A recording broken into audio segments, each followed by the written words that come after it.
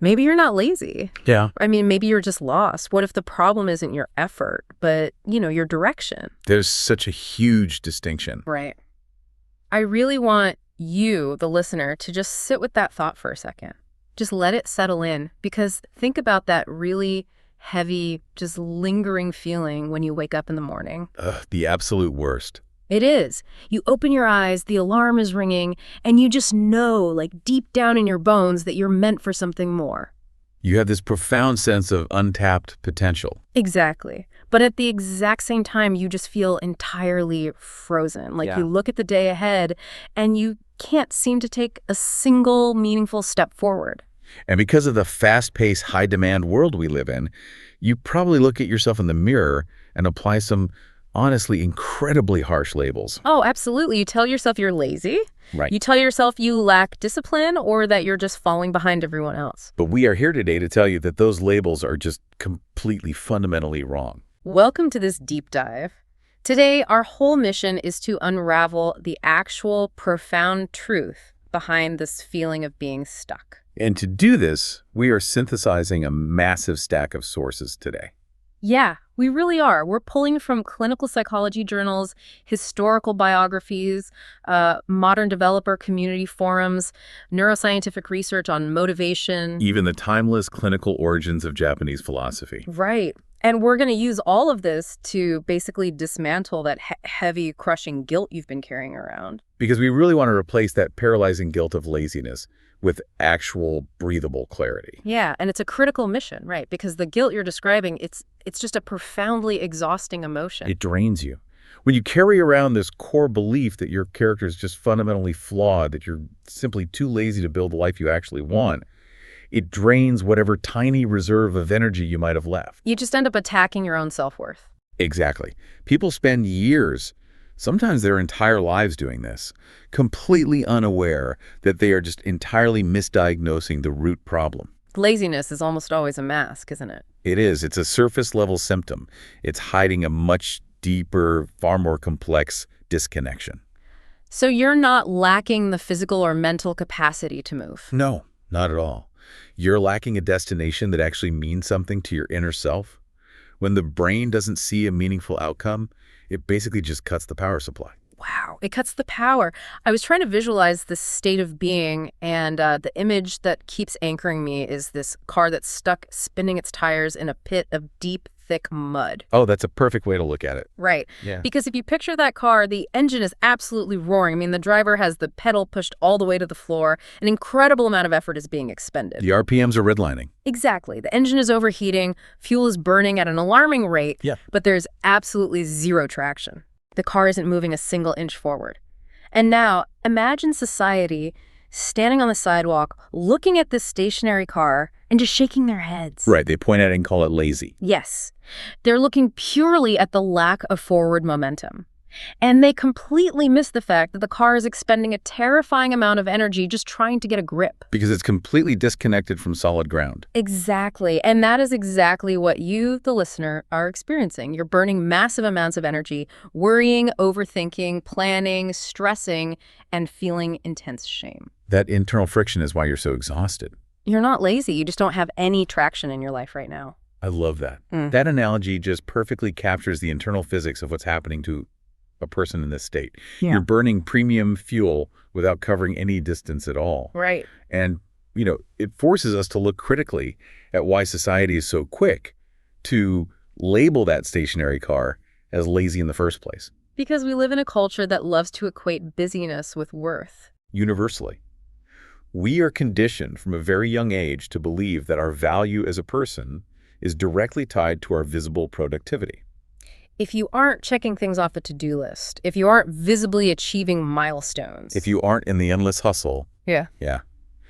The external world sends a very clear message that you are falling behind. And we internalize that message so deeply. We do. When our daily actions don't result in tangible, culturally approved achievements, we don't just feel like we're resting. No, we feel a deep, existential sense that we're failing at life itself. Which really makes you realize how toxic the word lazy actually is. It's awful. We use it as this blanket diagnosis for literally everything, from skipping a household chore to profound clinical paralysis. We throw it around so casually. Yeah. And that completely masks what's actually happening underneath the surface. Right, because there's a massive difference between a temporary, harmless disinterest in a chore and the chronic, agonizing paralysis that keeps you from living your actual life. Exactly. Avoiding folding the laundry on a Tuesday night is one thing. I do that all the time. Right? We all do. But avoiding the steps that would lead to a fulfilling career, or avoiding leaving a toxic relationship, or avoiding the creative work you dream about. That's not laziness. No. That is an entirely different psychological mechanism at play. And this brings us to a really fascinating shift in how clinical psychologists understand procrastination now, doesn't it? It's a huge shift, yeah. For decades, the prevailing wisdom was just that procrastination was a time management flaw. Just buy a better planner. Exactly. We thought people just needed stricter calendars or more rigid discipline. But the clinical understanding has completely evolved over the last few years. Psychologists now know that procrastination is fundamentally an issue of managing our emotions, not our time. Yes. When a task is ill-defined, or when it feels completely disconnected from our deeper purpose, the brain actually perceives that task as a psychological threat. Wait, really? A psychological threat? I know, it sounds intense. So my brain is reacting to an unfinished spreadsheet or an unwritten email the same way it would react to something genuinely dangerous in my environment. On a neurological level, yes. It's the amygdala. The threat detection center. Right. It senses the negative emotions attached to the task. It senses the anxiety, the confusion, the fear of failure, or even just profound boredom. And the human brain is hardwired to avoid things that trigger negative emotional states. Evolutionarily hardwired. So, to soothe ourselves in the present moment, to regulate that spike in anxiety, we just avoid the task and do something else. We scroll endlessly on our phones. We watch a television show. We suddenly decide to organize the spice cabinet. Oh, I've organized many spice cabinets to avoid an email. Right. But we aren't doing those things because we're lazy. Yeah. We're doing those things to manage the negative emotion that the actual task is bringing up. It's a coping mechanism for emotional discomfort. That just reframes the entire experience for me. It really takes the moral failing out of it. It does. When I put off doing something important, my brain isn't acting out of a desire to simply do nothing. It's actively deploying a defense mechanism to protect me. To protect you from feeling incompetent or overwhelmed. But how does that apply to the bigger picture? I mean, procrastinating on an email makes sense as an emotional defense, but what about procrastinating on your entire life? That's the real question. Like, what about when the avoidance stretches out over months or years? That is where we have to look at the work of Viktor Frankl. The renowned psychiatrist. Right, and a Holocaust survivor. His work forms the foundation of what we call logotherapy. He introduced this really powerful, deeply resonant concept called existential frustration. Existential frustration. Yes, this is the deep, aching dissatisfaction that arises when our daily actions do not align with our fundamental human need for meaning. Wow. When your life lacks a sense of coherent purpose, everything you do feels incredibly heavy. Your brain starts resisting action because the action itself feels hollow. So existential frustration feels exactly like laziness on the outside. Exactly. You lose your drive, you sleep too much, you avoid basic responsibilities, but the root cause is entirely different. It's not because you don't want to participate in life. No, it's because the specific life you are currently participating in feels fundamentally meaningless to your inner self. You are starved for meaning, not motivation. Starved for meaning. That is a profound distinction. It changes the whole paradigm. But I have to represent the listener here who might be feeling a little skeptical right now, because we all have that harsh inner critic, right? Sure. Isn't it possible that sometimes we genuinely just don't want to do the work? Like maybe we just want to sit on the couch and stare at the wall. Just zone out. Yeah. Is every single instance of avoiding work some deep philosophical crisis of meaning? I mean, sometimes a person just wants to do nothing. That is a very fair challenge. Yeah. And it's vital to differentiate between healthy rest and the chronic paralysis we're actually discussing today. Okay, how do we tell the difference? Well, yes, sometimes you just need to sit on the couch and do absolutely nothing. That is biologically necessary. The nervous system requires downtime to repair itself. Right. But here's the critical diagnostic difference. When you are engaging in healthy rest, it feels restorative. You actually enjoyed the downtime. Exactly. You feel your battery recharging. But the state we're analyzing today, is accompanied by a chronic, suffocating layer of guilt. Ah, the guilt. Yes. It's the agonizing experience of avoiding your life and feeling absolutely miserable about it while you're doing it. Yeah. It's the guilt of avoiding a life you actually want to be living. So if you're sitting on the couch and your mind is racing with a punishing list of all the things you should be doing, and you feel a deep, heavy sense of shame, You are not resting. you're paralyzed? You're paralyzed. And that paralysis is a signal that we need to decode. Okay, so the presence of the guilt is the indicator. If you feel guilty, you aren't resting, you're stuck. Precisely. So if we remove the label of laziness, what are we actually looking at? Because our sources from Psychology Today and clinical therapy practices break down 6 distinct psychological states that brilliantly disguise themselves as laziness. Yeah, and we really need to unpack these. Let's do it. Because recognizing the specific mechanism of your paralysis is it's like turning on the lights in a dark, terrifying room. The monster in the corner suddenly just looks like a pile of clothes. Exactly. So let's look at the first state, which is low mood. Now, this isn't just feeling a bit sad or having a bad afternoon, is it? No. Low mood in this clinical context is profound. It's the mind and body's way of signaling that something foundational is unaddressed. Like what? Often, this is hidden or unprocessed grief. Wow. It could be grief for a lost relationship, a lost opportunity, or even a past version of yourself. Right, mourning who you used to be. Exactly. When you're operating with a persistently low mood, you experience something called emotional blunting, or anhedonia. Anhedonia. Yeah. Your brain literally stops producing the neurotransmitters required to anticipate joy or reward. So if you find it difficult to enjoy even the good things in life, the things that used to light you up, then generating the energy to do the basic, mundane chores of existence becomes nearly impossible. and to an outside observer, your lack of activity looks like laziness. But internally, your emotional battery is completely depleted by the invisible weight of whatever you're carrying. That is so heavy. And that transitions directly into the second hidden state, which is lost motivation. Right. But this isn't just a lack of energy. It feels more like a navigational failure. This happens when you feel entirely adrift. Yeah, like you might be going to a job every single day that has completely lost its glimmer. The company's values no longer align with your own, or the work has become purely transactional. You've just lost sight of your core values. Exactly. And when you wake up and realize there is no deeper point to what you're doing, of course you can't generate the energy to do it. Because your brain is incredibly efficient. It won't supply dopamine, the motivation chemical, for a task that it perceives as pointless. Right. You are not lazy. You are just completely disconnected from your why. Dopamine isn't just about pleasure, is it? No, it's about anticipating a meaningful reward. When the meaning vanishes, the dopamine vanishes. Wow.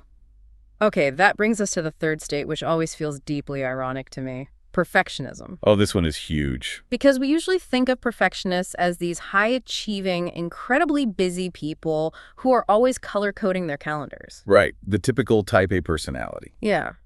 But perfectionism is actually one of the most common insidious causes of absolute paralysis. It is. The inner critic becomes so loud, and the fear of making a mistake becomes so magnified that it just puts the brakes on everything. The prefrontal cortex, the part of your brain responsible for planning and decision-making, basically goes into overdrive, analyzing every possible way things could go wrong. You become so terrified of doing the task imperfectly or being judged for a subpar outcome that you simply do not start at all. So to the outside world, you look lazy because you haven't produced anything. But inside your head, you are fighting a terrifying, exhausting battle with your own impossible standards. You care so much about the outcome that the pressure crushes your ability to begin. It's a protective mechanism that ends up destroying the very thing you want to create. It's tragic, really. But sometimes that paralysis isn't driven by psychological fear at all. Sometimes it's a mechanical breakdown. Yes, and that leads us to the fourth state, which is executive dysfunction. We're hearing this term much more often lately, and our sources really dive deeply into it. Executive dysfunction is an actual neurological mismatch, where the brain genuinely struggles to plan, organize, and initiate tasks. It's incredibly common for neurodivergent individuals, like those with ADHD or autism. Right. But anyone experiencing intense, prolonged anxiety, trauma, or severe depression can experience it too. The brain's management system basically just goes offline. It's crucial to understand the biology here, right? Executive function relies heavily on working memory and dopamine pathways. It does. When those pathways are disrupted, The bridge between knowing what you need to do and actually doing it just collapses. You know exactly what the task is. You deeply want to do it. You might even be sitting at your desk staring at the tools you need. But the neurological mechanism required to initiate the physical action is simply not firing. It's like trying to start a car with a dead starter motor. The engine is fine, the gas tank is full, but the spark simply won't catch. The analogy I keep coming back to for executive dysfunction is thinking about your brain like a major corporation. Okay, let's unpack that.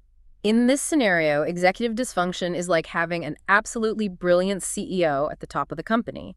This CEO has incredible vision, big goals, and knows exactly where the company needs to go. Right, the high-level planning. Exactly. Right. But the middle managers, the ones responsible for actually taking the CEO's vision, breaking it down into daily tasks, and handing it to the workers to start the job, those middle managers have all gone on strike. Oh, that's perfect. The vision is absolutely there. The desire is there. Right. But there is zero mechanism to execute it. And you sit there on your couch feeling like you're fundamentally broken when really your internal management system just needs different structural tools to communicate. That corporate analogy perfectly captures the sheer, silent frustration of executive dysfunction.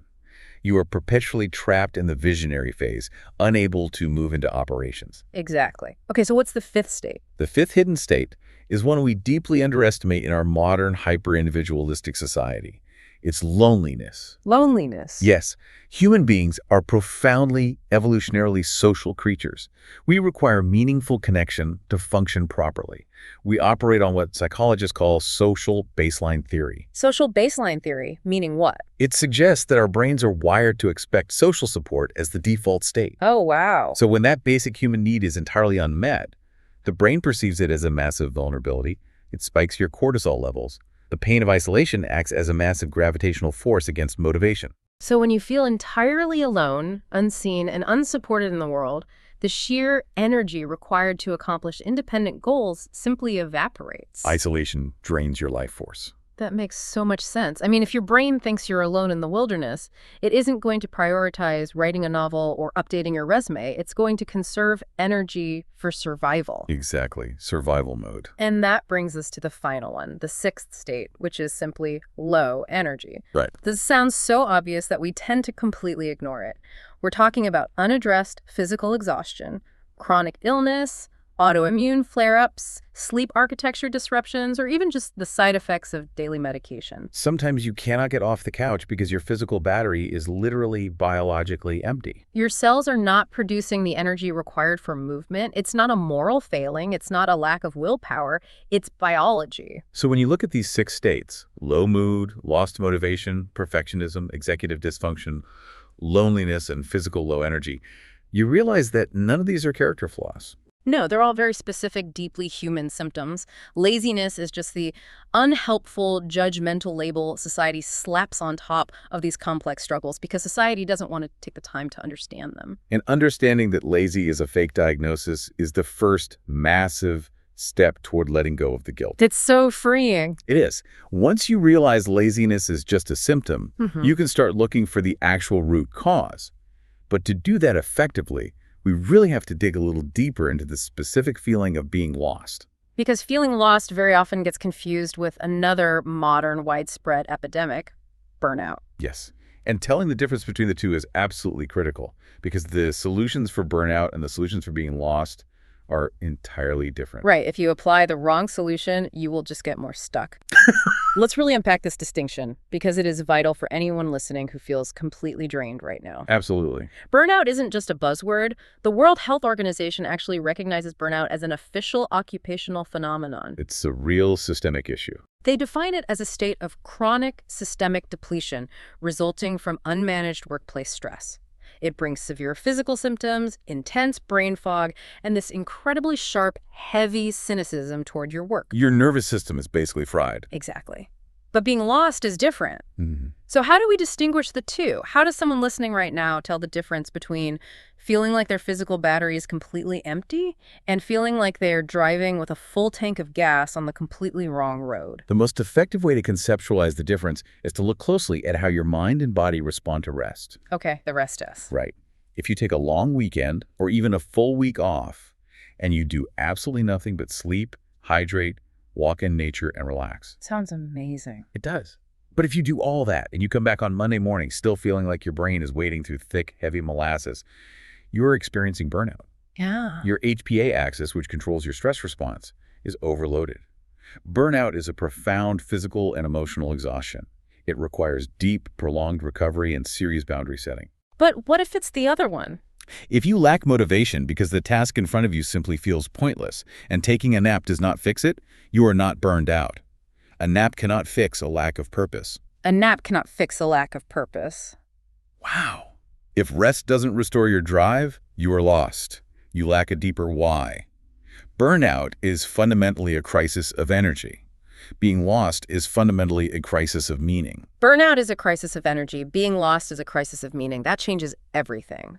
It reminds me of the profound wisdom of the Swiss psychiatrist Carl Jung. Oh, what did he say? He famously said, "Who looks outside dreams. Who looks inside awakes." That's beautiful. We feel lost when we build our entire lives on external blueprints that do not actually belong to us. Society hands us this incredibly rigid, culturally approved checklist from the moment we are born. Go to a good school, get a sensible job. Buy a house, climb the corporate ladder, acquire status symbols. Yeah. And because we want to belong, we just blindly follow it. We all do it. But if those external goals do not match our internal, authentic values, we eventually hit a massive psychological wall. We wake up one day, look around at a life that looks absolutely perfect on paper, and we feel absolutely nothing. We feel empty. That emptiness is the existential frustration Frankl talked about earlier. Yeah. You followed the rules, you achieved the goals, but they were the wrong goals for your specific soul. You built a beautiful, impressive house, but you built it on someone else's foundation. Exactly. And when your deep internal self finally realizes this misalignment, it pulls the emergency brake. It simply stops providing you with the motivation to keep building that wrong life. It feels terrifying. Feels like you're losing your mind or becoming incredibly lazy and useless. Yeah. But your psyche is actually trying to save you.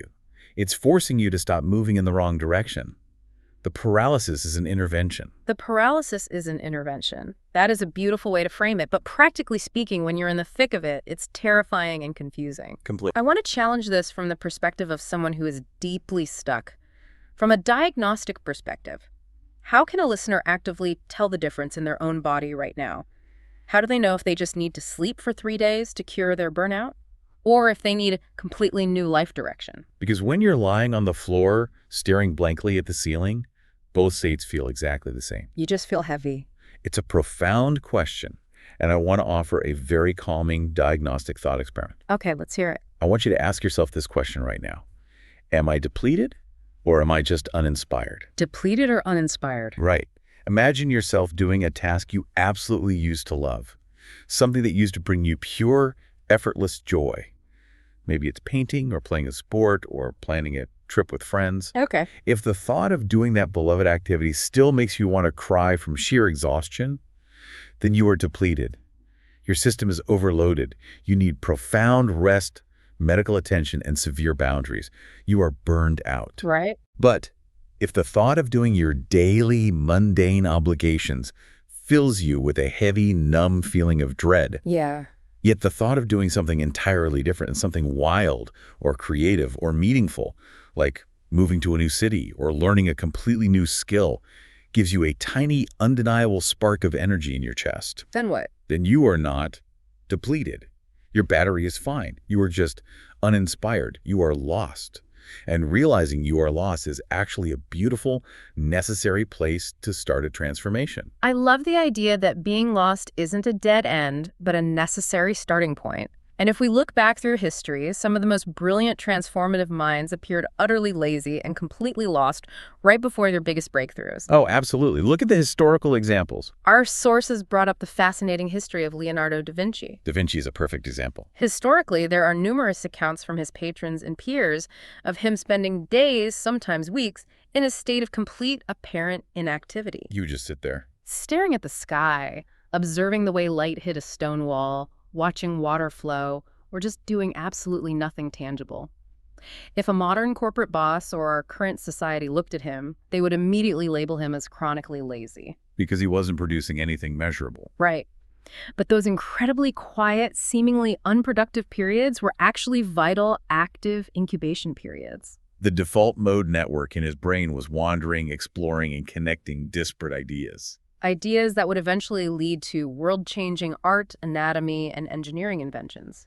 Without the staring at the wall, the genius does not happen. That concept of cognitive incubation is so crucial, and it's something we have almost entirely eradicated from modern life. We don't allow ourselves to incubate anymore. We expect constant, measurable, mechanical output. Let's look at a more modern, relatable example from one of our sources.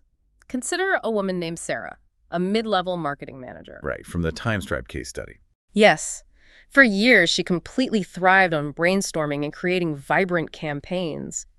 But lately, she finds herself just sitting at her desk, staring blankly at her computer screen for hours on end, unable to type a single word. She tells herself she's become lazy, useless, and incompetent. But the truth, revealed through therapy, was that she was carrying the invisible, crushing weight of misaligned goals. Her company had quietly shifted its focus to practices she found unethical. The work no longer aligned with her personal values. And her daily tasks had become vague and contradictory.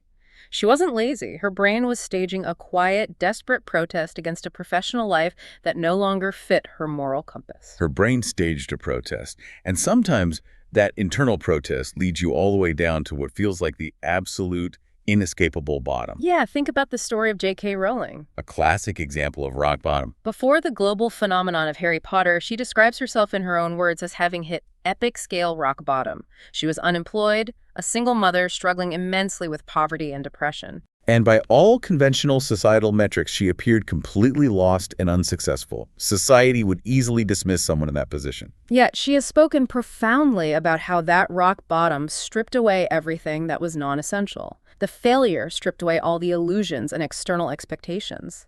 It became the solid, unshakable foundation upon which she rebuilt her entire life's direction. She stopped trying to follow the external blueprints of what she should be doing and finally turned completely inward to the story she felt compelled to tell. Rock bottom is excruciatingly painful, but it is undeniably, fiercely clarifying. It really is. When all the illusions are gone, when all the societal expectations have been shattered, you are forced to look at what is actually real. You are forced to look at yourself. And this brings up a powerful psychological shift that the listener really needs to hear right now.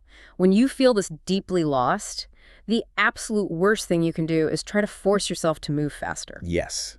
You do not need to summon more willpower. Trying to apply brute willpower when you are fundamentally lost is exactly like stepping harder on the gas pedal when your car is stuck in that deep mud. You just dig a much deeper hole. You overheat the engine. You don't need more motivation right now. You need clarity. You need to stop spinning the tires and reconnect with the solid ground of yourself. It reminds me of the Danish philosopher Søren Kierkegaard. Oh, the wandering metaphor. Yes. He used this incredible haunting metaphor comparing the feeling of existential dread and being lost to wandering in a vast, completely unfamiliar foreign landscape. When you're first dropped into this landscape, it's terrifyingly disorienting. You don't recognize any landmarks. You don't know north from south. Your first panicked instinct is to run wildly in any random direction just to escape the agonizing feeling of being lost. But if you run blindly, you just get more exhausted, more dehydrated, and much further from safety. Kierkegaard suggests that if you can override that panic, if you stop rushing, if you sit down in the dirt and simply observe, everything changes. You begin to notice the subtle lay of the land. You notice the slow movement of the sun across the sky. You hear the faint, distant sound of water flowing. Those subtle, quiet environmental clues are what actually guide you to safety. You have to completely stop moving in order to find your true direction. That is a deeply comforting ancient image. You have to stop the frantic, panicked movement to actually perceive the quiet internal signals. And one of the most powerful, historically profound frameworks for finding those quiet signals is the Japanese concept of ikigai. Ikigai. But we need to be very careful here. Why is that? Because a lot of people have seen the trendy, heavily westernized Venn diagram floating around online. The one that says Ikigai is the magical intersection of what you love, what you're good at, what the world needs, and what you can get paid for. Right, the career counselor version. Exactly. While that diagram is a somewhat useful career counseling tool, it completely strips away the emotional depth of the original cultural concept. So what is the actual clinical definition? If we look at the clinical literature, specifically Miyako Kamiya's foundational 1966 text on the subject, Ikigai is not about your job, your career, or making money. It's not. No. It is the profound, quiet sense of accomplishment and internal fulfillment that happens when you pursue your passion spontaneously. It is an emotional state entirely dependent on your inner self, completely divorced from external validation or economic productivity. I am so glad we are reclaiming the actual authentic meaning of Ikigai. It's not a hustle culture productivity hack designed to make you a better employee. Not at all. It's fundamentally about what makes you feel alive inside your own mind. And the Japanese psychologist Katsuya Inoue took this even further, which blew my mind when I read it in our sources. The 3 categories. Yes. He divided true Ikigai into 3 fascinating categories. He said there's social Ikigai, which is finding your purpose in community, volunteering, and helping others. Beautiful, very traditional. There is non-social Ikigai, which is deeply personal and inward-facing, like religious faith, quiet self-discipline, or a solitary art practice that no one else ever sees. Also beautiful, but it's the third one that's really interesting. The most surprising one, the one that breaks all the self-help rules, is anti-social Ikigai. Anti-social Ikigai. Let's unpack that. This acknowledges that the basic motivation for staying alive and moving forward can sometimes come from dark, complex emotions. It can come from a profound sense of anger at a societal injustice, or a fierce desire for revenge, or the stubborn need to prove someone wrong who doubted you. Purpose doesn't always have to be pretty, positive, or wrapped in a neat little bow. It just has to be entirely authentically yours. That is such a vital, liberating point. We often fall into the trap of thinking our purpose has to be this noble, globally impactful, socially acceptable mission. But your Ikigai might simply be the quiet, solitary joy of tending your garden every morning. Or it might be the fierce, rebellious, angry desire to heal your own inner child despite a horrific past. And discovering this authentic purpose, whatever it looks like, is deeply connected to the practice of mindfulness. But again, we have to look at the science, not the pop culture version. A fascinating study by Simon Gregoire explored the neurological relationship between mindfulness and well-being. It turns out mindfulness isn't just about doing breathing exercises or relaxing on a yoga mat. No. In the brain, mindfulness triggers what is called a conative process. A conative process. Yes, it actively shapes our desires, our motivations, and our goal-directed behaviors. The study found that people who are highly mindful naturally tend to choose more autonomous goals, rather than what they call controlled goals. Let's break that terminology down, because it's the key to escaping the mud.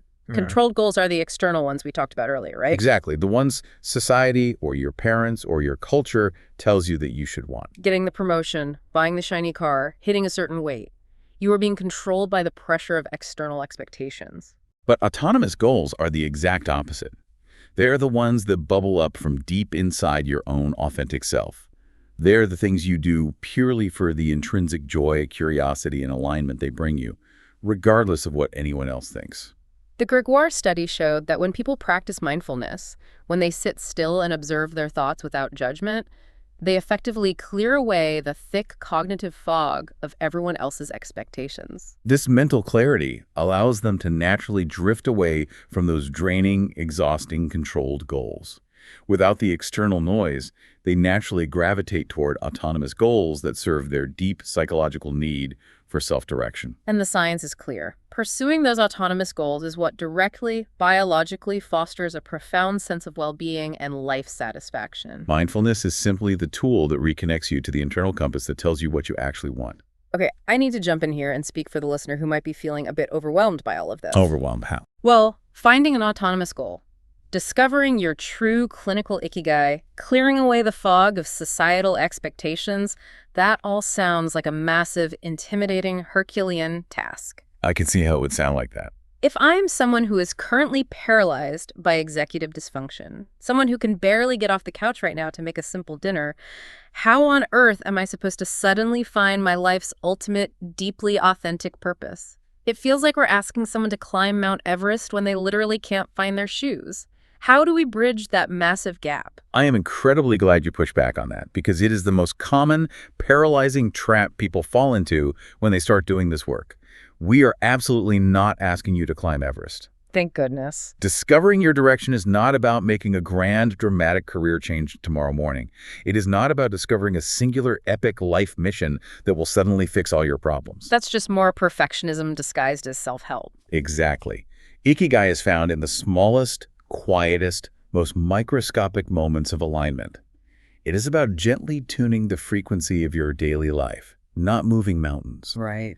If you're struggling to get off the couch, your only goal right now is to find one tiny, seemingly insignificant action that feels slightly more authentic than what you're currently doing. So let's talk about exactly how to build that compass, step by gentle step. The focus right now must be entirely on direction, not speed. Yes, let's get incredibly practical, grounded, and gentle.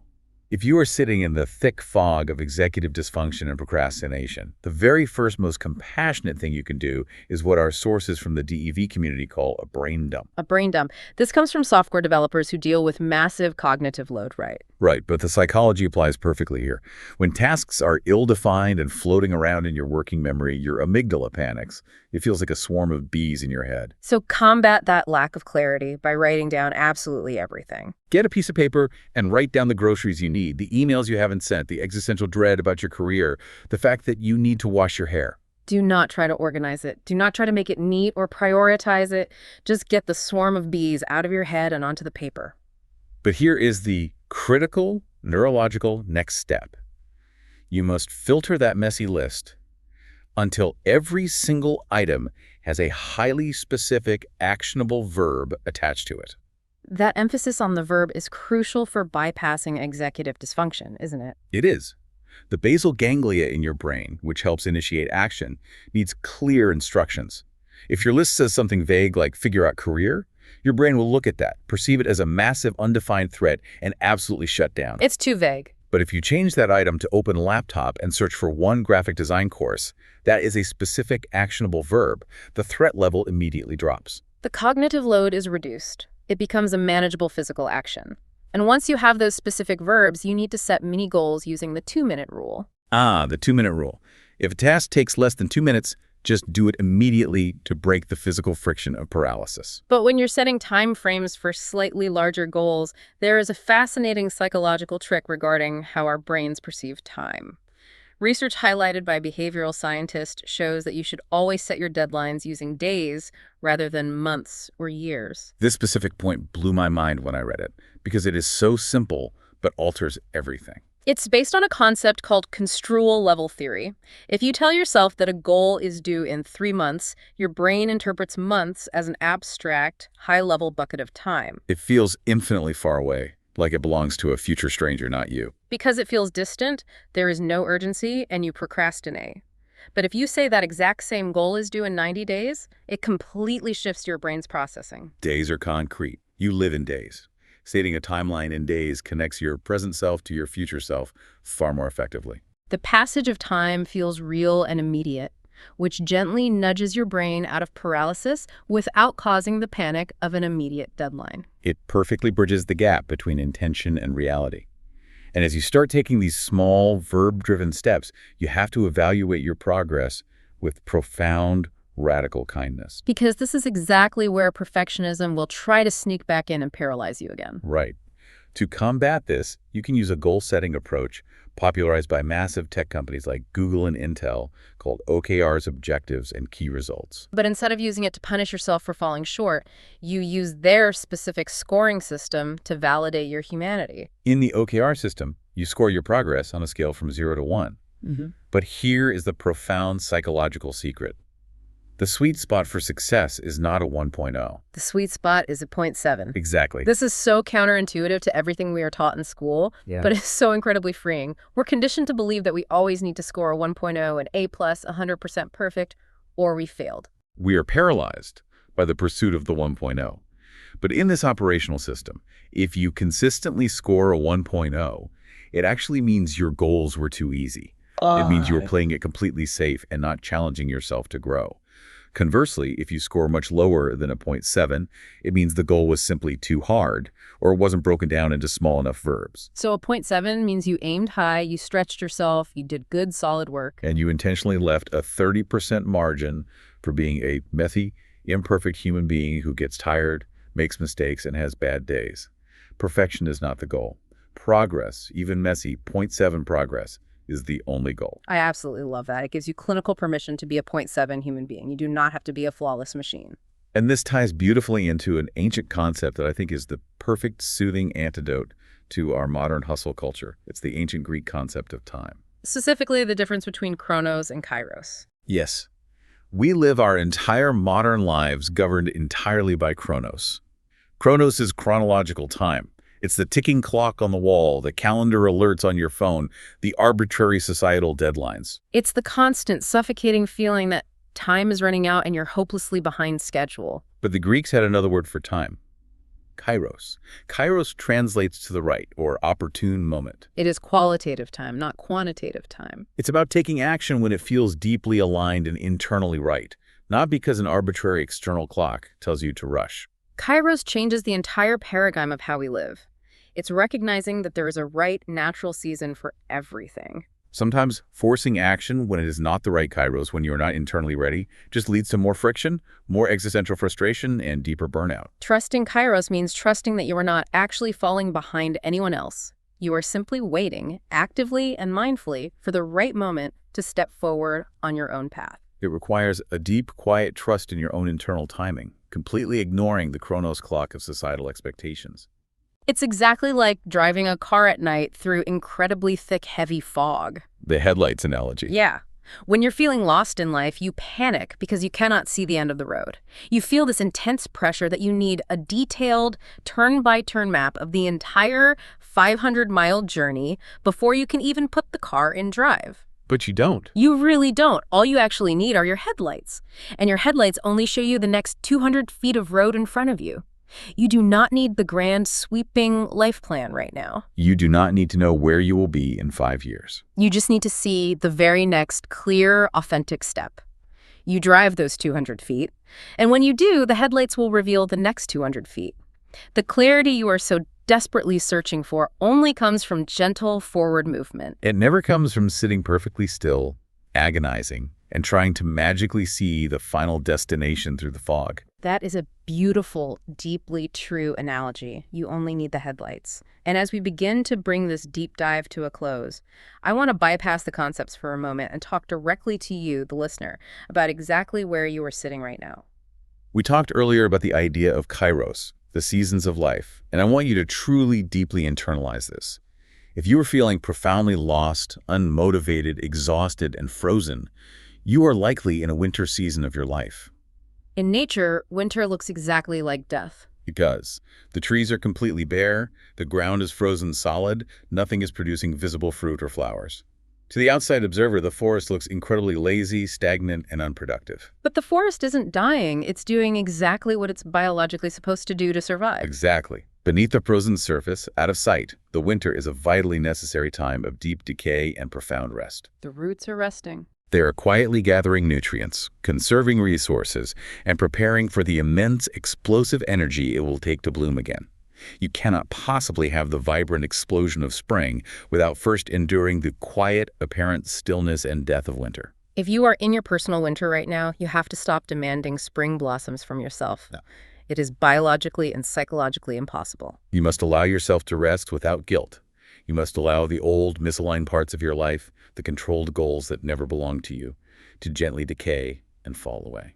If you are listening to this right now, maybe sitting in your car or lying in bed, I want you to hear this as clearly as possible. You are not broken, you are not a failure, and you are certainly not lazy. You are just figuring things out. You're navigating an incredibly complex, noisy, endlessly demanding world, and it is entirely okay that you have temporarily lost the map. Every single person does at some point, even if they pretend they haven't. The people who look like they have it all perfectly together are very often just blindly following blueprints that they do not even understand, heading toward a burnout they don't see coming. You have to give yourself the radical permission to let go of those external comparisons. Mute the relentless noise of the hustle culture that constantly tells you that you are falling behind.